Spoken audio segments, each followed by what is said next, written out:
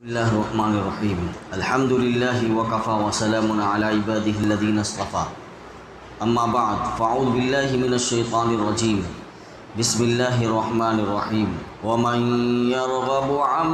ملة إبراهيم إلا من سفه نفسه وَلَقَدِ اصْطَفَيْنَاهُ فِي الدُّنْيَا وَإِنَّهُ فِي الْآخِرَةِ لَمِنَ الصَّالِحِينَ۔ یہ سورہ بقرہ کی آیت نمبر 130 ہے۔ اللہ رب العزت ارشاد فرماتے ہیں، اور کون ہے جو ابراہیم کے طریقے سے انحراف کرے سوائے اس شخص کے جو خود اپنے آپ کو حماقت میں مبتلا کر چکا ہو۔ حقیقت تو یہ ہے کہ ہم نے دنیا میں انہیں اپنے لیے چن لیا تھا اور آخرت میں ان کا شمار صالحین میں ہوگا۔ دراصل اس آیت کا شان نزول ہے، حضرت عبداللہ بن سلام رضی اللہ تعالی عنہ نے، جو کہ پہلے یہودی تھے بعد میں مسلمان ہوئے، تو یہودی سے مسلمان ہوئے اور اپنے دین کے بڑے عالم تھے۔ انہوں نے اپنے دو بھتیجے تھے ان کے، ایک کا نام تھا سلمہ اور ایک کا نام تھا مہاجر۔ انہوں نے اپنے دونوں بھتیجوں سے فرمایا کہ تم کو خوب معلوم ہے کہ اللہ تعالیٰ نے تورات میں کیا فرمایا ہے۔ چونکہ یہودی تھے وہ، تو اپنے دونوں بھتیجوں کو سمجھایا کہ دیکھو تورات میں اللہ تعالیٰ نے فرمایا ہے کہ میں بنی اسماعیل میں سے ایک نبی پیدا کروں گا جس کا نام احمد ہوگا، اور جو ان پر ایمان لائے گا وہ ہدایت پائے گا، اور جو کفر کرے گا اس پر خدا کی پھٹکار ہوگی اور وہ ملعون ہوگا۔ یہ سن کر دونوں بھتیجوں میں سے ایک بھتیجا جس کا نام سلمہ تھا اس نے اسلام قبول کر لیا، لیکن دوسرا بھتیجا جس کا نام مہاجر تھا اس نے انکار کیا اور وہ نہ مانا۔ اس کے بارے میں اللہ رب العزت اس کے بارے میں آیات نازل ہوئی جس میں حق تعالیٰ شانہ ارشاد فرماتے ہیں کہ ملت ابراہیمی سے صرف وہی شخص روگردانی کر سکتا ہے جس میں ذرا عقل نہ ہو اور جو دین کی سمجھ بالکل نہ رکھتا ہو، یعنی دین کی سمجھ سے بالکل کورا ہو، کیونکہ یہ ملت عین دین فطرت ہے۔ کوئی سلیم الفطرت انسان اس سے انکار نہیں کر سکتا ہے۔ آگے اس کی علت بیان فرمائی کہ اس ملت کا شرف اور فضیلت اس سے ظاہر ہے کہ حق تعالیٰ شانہ نے اسی ملت کی وجہ سے حضرت ابراہیم علیہ السلام کو دنیا میں بھی عزت اور بزرگی عطا فرمائی اور ان کو امامت اور رسالت کے لیے منتخب کیا، اور آخرت میں بھی ان کو اپنی مخصوص نعمتیں اللہ رب العزت عطا فرمائے گا۔ وہی اللہ رب العزت فرماتے ہیں وَلَقَدِ اصْطَفَيْنَاهُ فِي الدُّنْيَا وَإِنَّهُ فِي الْآخِرَةِ لَمِنَ الصَّالِحِينَ۔ اور حقیقت تو یہ ہے کہ ہم نے دنیا میں انہیں یعنی ابراہیم علیہ السلام کو اپنے لیے چن لیا تھا، اور آخرت میں بھی اللہ رب العزت کہتے ہیں کہ ان کا شمار صالحین میں ہوگا۔ تو آخرت میں بھی ان کو اللہ رب العزت اپنی مخصوص نعمتیں عطا فرمائے گا، چونکہ حضور صلی اللہ علیہ وسلم نے ملت ابراہیمی کی تجدید کی ہے، لہٰذا جو شخص ملت اسلامیہ کا منکر ہے وہ ملت ابراہیمی کا بھی منکر ہے۔ اصل میں وَمَن يَرْغَبُ عَن مِلَّةِ إِبْرَاهِيمَ، رغب یرغب اس کا معنی آتا ہے رغبت کرنا، مشتاق ہونا، لیکن جب اس کے بعد ان آ جاتا ہے عربی زبان میں اس کو کہتے ہیں صلہ ہے ان، تو جب اس کے بعد یرغبو کے بعد اگر ان آ جائے تو اس کا معنی جو ہے بدل جاتا ہے، یعنی بالکل الٹا ہو جاتا ہے اس کا۔ پہلے تو اس کے معنی آتے ہیں رغبت کرنے کے، لیکن اگر اس کے بعد ان آ جائے تو اس کے معنی بالکل الٹ ہو جاتے ہیں، بدل جاتے ہیں۔ اب رغبت سے اس کے معنی آ جائیں گے بے رغبت ہونا۔ یہی اللہ رب العزت نے ان کے صلے کے ساتھ یہاں اس آیت کو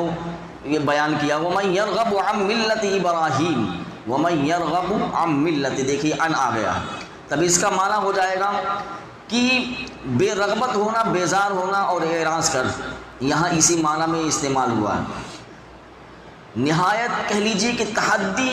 کے انداز میں اور چیلنج کے انداز میں، یا کہہ لیجیے کہ تعجب اور افسوس کے انداز میں فرمایا جا رہا ہے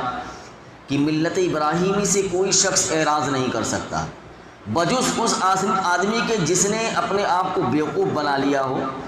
یا اپنا نصیبہ اس نے بگاڑ لیا، کہ اس کی قسمت پھوٹ گئی ہے۔ ایسے آدمی کے کسی فیصلے پر افسوس تو کیا جا سکتا ہے، لیکن اس فیصلے کی کوئی قدر و قیمت نہیں ہوتی۔ فیصلے وہ قابل ذکر اور قابل قدر ہوتے ہیں جو عقل اور خرد سے کیے جائیں، اور پھر ان کے پیچھے گہری بصیرت اور گہرا احساس پایا جاتا ہو۔ اگر ملت ابراہیمی کے بارے میں عقل اور خرد اور احساس کے ساتھ فیصلہ کرنے کی کوشش کی جائے تو ملت ابراہیمی کی اتباع کا یہ فیصلہ تو دل و دماغ کر سکتا ہے، لیکن اس سے اعراض کا فیصلہ نہیں کر سکتا ہے۔ ملت ابراہیمی کا مفہوم کیا ہے؟ اصل میں ملت ابراہیم کا معنی ہے ابراہیم علیہ السلام کا طریقہ، یعنی ابراہیم علیہ السلام کا دین اور ان کا طرز عمل اور ان کا ضابطۂ حیات۔ دیکھیے، اسے دیکھنے اور سمجھنے کے لیے ہمارے پاس جو ہے کئی معیارات ہیں۔ سب سے پہلا معیار تو یہ ہے کہ اس آیت کریمہ سے سابق آیت کریمہ میں جو اس سے پہلی جو آیتیں گزر چکی ہیں، ان آیات میں ابراہیم علیہ السلام کے کارناموں کا ذکر ہے، ان کے گہرے احساس، ان کی الہیت اور ان کے تاریخی آثار، ان کی سوچ اور ان کی دعاؤں کا ذکر گزر چکا ہے۔ تو اگر ان سب چیزوں کو ہم اپنے سامنے رکھیں، یا کہہ لیجیے اس پورے خاکے کو سامنے رکھیے، پھر غیر جانبداری سے دیکھیے کہ اس سے کیسی تصویر وجود میں آتی ہے۔ وہ تصویر ایسی وجود میں آئے گی کہ ایک ایسی مقدس وہ شخصیت ہے جس کی زندگی تمام تر اللہ تعالیٰ کی رضا کے حصول کا دوسرا نام ہے۔ میں نے کہا نا کہ ابراہیم علیہ السلام کی پوری زندگی جو ہے بالکل امتحانات سے بھری ہوئی ہے، اور اللہ رب العزت نے ان کو جب جب امتحان میں مبتلا کیا وہ ہر امتحان میں کامیاب ہو گئے۔ تو ان کی زندگی کا تمام تر مقصد جو ہے اللہ تعالیٰ کی رضا کا حصول ہی تھا، اور اس کا ایک ایک ورق اللہ کی رضا اور اس کی اطاعت اور اس کے دین کی تبلیغ و اشاعت اور اس کی سربلندی اور اسی کے لیے قربانیوں کے نور سے روشن ہے۔ اور انہی کارناموں اور قربانیوں کے نتیجے میں اللہ تعالیٰ نے اس عظیم شخصیت کو دنیا کی امامت کے منصب پر فائز کیا ہے۔ اس کے ہاتھوں دیکھیے خانہ کعبہ کی تعمیر کرائی ہے اللہ رب العزت نے، جو دنیا میں عبادت کا سب سے پہلا مرکز ہے، جو اللہ کی بندگی کے لیے عبادت کا سب سے پہلا مرکز اور دنیا بھر کی ہدایت کا سب سے بڑا سرچشمہ ہے وہ، اور اسی کی دعاؤں سے وہ رسول مبعوث ہوتا ہے جس کا اٹھایا ہوا انقلاب پوری نوع انسانی کی ہدایت کا ذریعہ بن جاتا ہے، اور اسی کی برکت سے ایک ایسی امت وجود میں آتی ہے جو اس زمین کے بڑے حصے پر اللہ کے نام کو بلند کرتی ہے اور اس کے دین کو نافذ کرتی ہے۔ اور یہی وہ ملت ابراہیمی ہے جس نے اسلام کے نام سے ایک نئی تاریخ کو جنم دینا شروع کیا ہے۔ پھر جب ہم اس کی تعلیمات کو دیکھتے ہیں تو اس کی ایک ایک تعلیم جو ہے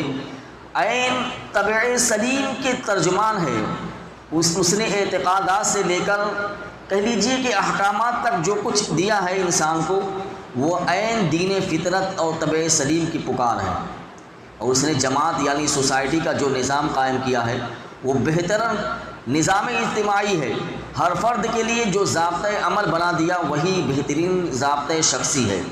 تو اب بتائیے، دنیا کے کسی قانون میں اس کی نظیر نہیں ملے گی۔ یہ تو ملت ابراہیمی کی نئی شکل ہے جس کی اسلام نے تجدید کی ہے۔ میں نے کہا نا کہ اللہ کے رسول صلی اللہ علیہ وسلم نے ملت ابراہیمی کی تجدید کی ہے، لہٰذا جو شخص بھی ملت اسلامیہ کا منکر ہوگا وہ ملت ابراہیمی کا منکر ہوگا۔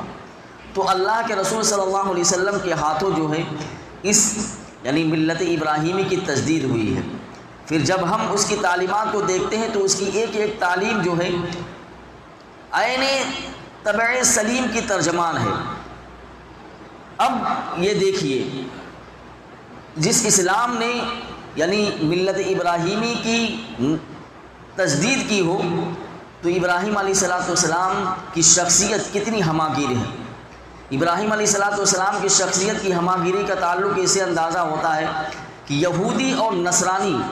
اور مشرکین عرب اپنے تمام تر اختلافات کے باوجود حضرت ابراہیم کو اپنا قائد اور پیشوا مانتے ہیں، حالانکہ وہ ایک دوسرے کے انبیاء کو تسلیم نہیں کرتے ہیں۔ یہودی اور عیسائی یہ دونوں جو ہے بھی حضرت ابراہیم علیہ السلام کو مانتے ہیں، لیکن یہودی نہ تو عیسیٰ علیہ السلام کو مانتے اور نہ عیسائی موسیٰ علیہ السلام کو مانتے ہیں، یعنی دونوں ایک دوسرے کے انبیاء کا انکار کرتے ہیں، نہیں مانتے ہیں ان کو۔ لیکن ابراہیم علیہ السلام کی ذات پر جا کر سب متفق ہو جاتے ہیں، وہ ابراہیم علیہ السلام کو دونوں فریق مانتے ہیں۔ اس لیے قرآن کریم نے کہا وَلَقَدِ اصْطَفَيْنَاهُ فِي الدُّنْيَا، ہم نے ان کو اس دنیا میں برگزیدہ کیا اور چن لیا ہے، اور یہ دنیا میں ان کی برگزیدگی کی دلیل ہے کہ تمام گروہ، چاہے وہ عیسائی ہو چاہے وہ یہودی ہو، باہمی ایک دوسرے کے دشمن ہوتے ہوئے بھی حضرت ابراہیم علیہ السلام کی ذات پر جمع ہے۔ اور جہاں تک آخرت کا تعلق ہے کہ مشرکین عرب تو آخرت کے تصور ہی سے بے نیاز ہیں، ان کو تو آخرت کا کوئی یعنی ان کے ذہن میں تصور ہی نہیں ہے۔ اور جہاں تک اہل کتاب کا تعلق ہے تو ان کے نوشتوں میں یعنی ان کی جو لکھی ہوئی کتابیں ہیں، ہاتھوں سے جو لکھی گئی ہیں، ان کے نوشتوں میں ابراہیم علیہ السلام کے فضائل اس وقت بھی درج تھے اور آج تک لکھے چلے آ رہے ہیں۔ حضرت ابراہیم علیہ السلام کی یہی ہر دل عزیزی ہے جس کی وجہ سے اللہ کا دین کہنے کی بجائے ملت ابراہیم کہہ کر ان تمام گروہوں کو اس طرف متوجہ کیا گیا ہے۔ لیکن ساتھ ساتھ ہی سابقہ آیات میں بھی اور اس کے بعد جو آیات آ رہی ہیں ان آیات میں بھی ملت ابراہیم کی پوری وضاحت کر دی گئی ہے کہ ملت ابراہیم اسلام کے سوا کچھ نہیں ہے۔ اس لیے کہا گیا ہے کہ اللہ کے رسول صلی اللہ علیہ وسلم نے ملت ابراہیمی کی تجدید کی ہے،